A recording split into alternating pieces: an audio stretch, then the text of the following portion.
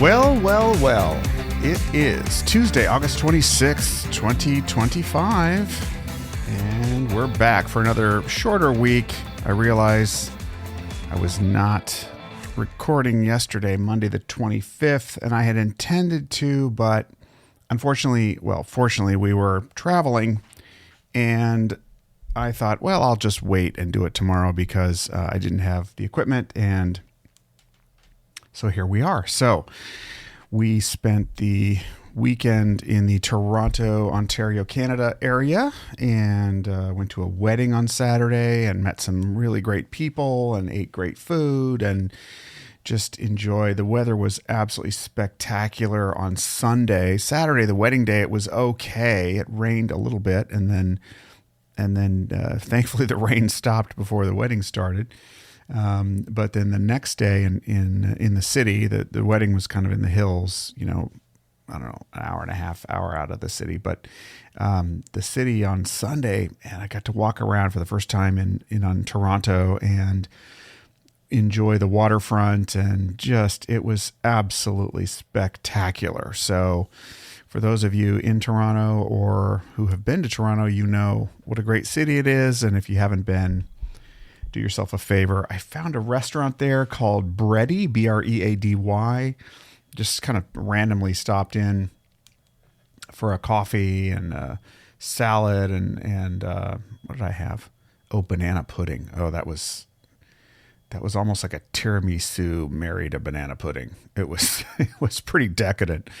But it was really, really tasty in a nice environment. And there's a lot of different places that we didn't get to try because a lot of the restaurants that were recommended to us were not even open until 5 p.m. and we had to leave town earlier than that. So we'll be going back to enjoy some of the other culinary delights in Toronto, but just a really, really great experience all around. And then came back through upstate New York and Pennsylvania, and a gorgeous drive yesterday. So it was really, really nice. It was also nice to leave the country, which always gives one even more perspective. There's something psychological about crossing the border, and especially right now,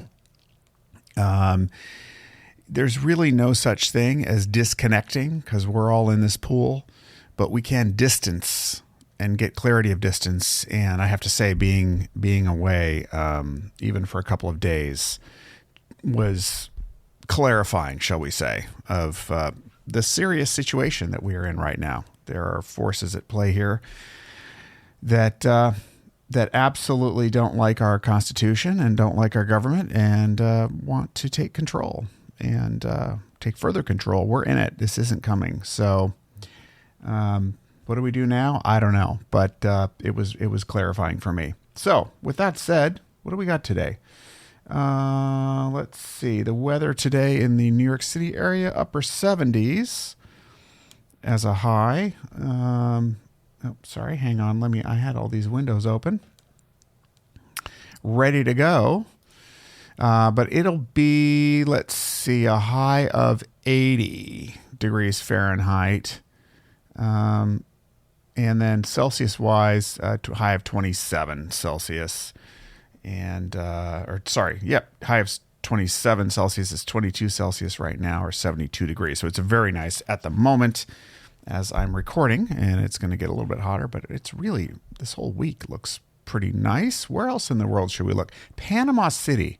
I don't know why I picked that one, but I did. And not Florida. Panama City, Panama is looking for a high. It's rainy and thunderstorms. It looks like a high of 85 degrees today, which puts it at a high of 29 degrees Celsius. And I said rainy and thunderstorms down in Panama City, Panama. Never been to Panama, but would like to go and even have some family that have some connections there. So be cool to check that out. As far as holidays goes, kind of a significant one today. We have in the United States Women's Equality Day, which marks the ratification of the 19th Amendment to the United States Constitution in 1920, which every time this comes around, it's still shocking that women couldn't vote until a little over 100 years ago. And so reminded that ratification came, reading from almanac.com, their description, but ratification came in Tennessee, where Tennessee state legislator Harry T. Byrne, who was age 24, cast the deciding vote after reading a letter from his mom. Quote, "I know that a mother's advice is always safest for a boy to follow," he said, "and my mother wanted me to vote for ratification." So quite a reminder of what's possible when enough people, against very powerful forces that opposed it, groups can come together and change reality. And I think it's a good reminder for today that we are not powerless to change the reality, however bad it may look. So may that be an inspiration. And as I got a little bit of distance, and this is what I'm thinking about today, I was going back to a class I took as an undergraduate, and I forget exactly which class it was, to be honest with you. It was like a sociology related. No, it was one of the sciences. Anyway, I forget which class it was, but the assignment was that we were given different things that we had to argue. And one of the assignment that I had, I didn't choose it, so it was kind of imposed on me by the professor, but I had to take the side that the way to solve crime was harsher sentences, longer sentences, putting more people in prison for longer.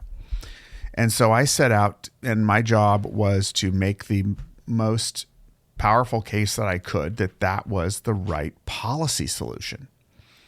And the other side, of course, was to argue something contrary to that. So I went out and I started researching the numbers, the data. And the data did not support this argument at all.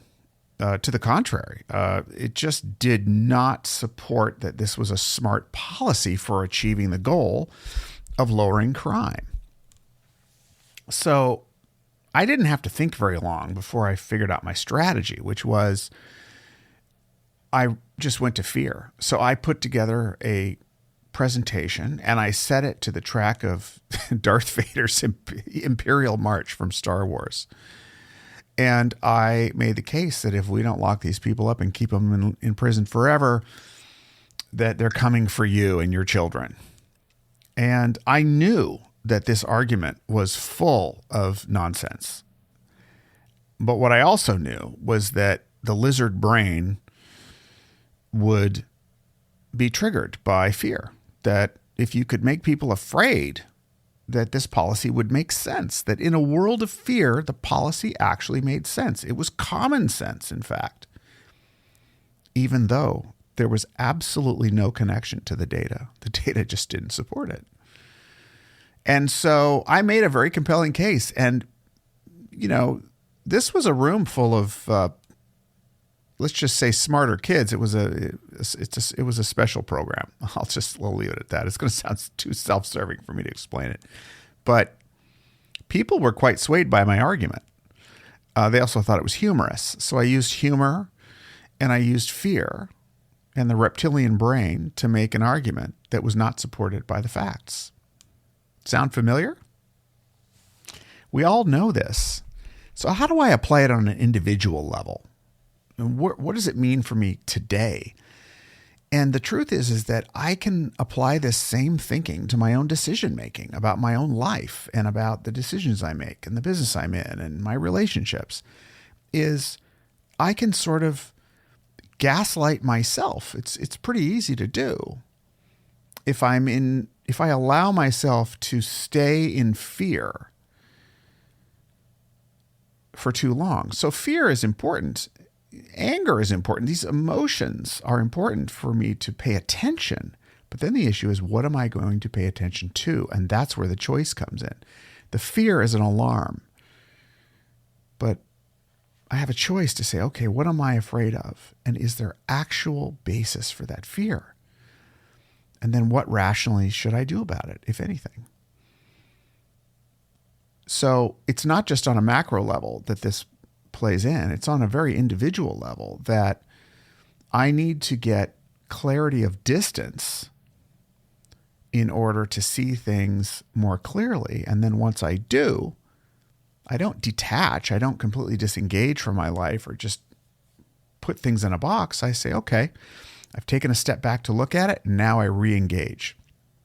And I think that's really the process that I'm finding myself in as a citizen, as a business person, and as a human being. I can't stay in every crisis inside of it in order to solve it. I can't detach from it either.